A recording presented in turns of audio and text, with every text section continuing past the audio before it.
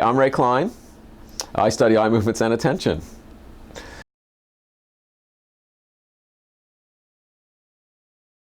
So I came to Dalhousie in 1974.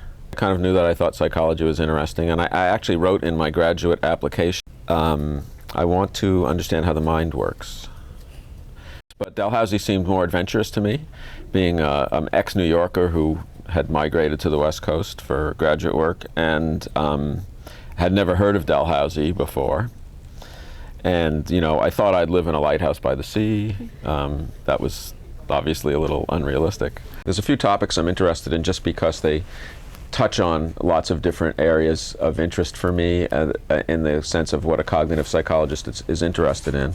And the two I could mention are eyewitness testimony and reading. The abbreviated version is pretty simple.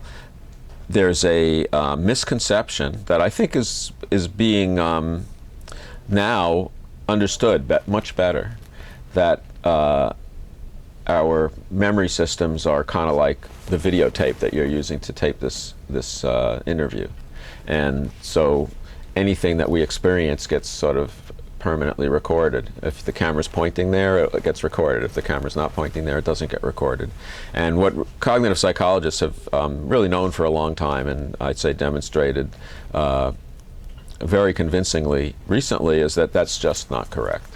The way memory works is it's a reconstructive process. It's actually, I'd say, misses way more than you might think it might miss. And it's not just that our memories are frail, but our perceptual systems are frail as well. And that's partly because our attention is limited, and that's one reason why it's easy for me to get interested in this topic. So if you happen to witness a crime and your attention is focused on A, B, and C, you can easily miss X, Y, and Z. That's the eyewitness side of the story. In terms of reading, it pretty much touches on almost all of cognitive psychology.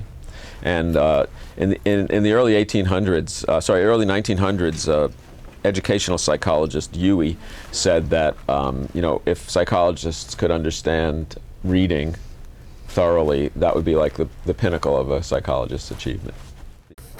When I was in college, Star Trek was on, the first Star Trek, and I vividly remember getting together in somebody's living room to watch it every Saturday.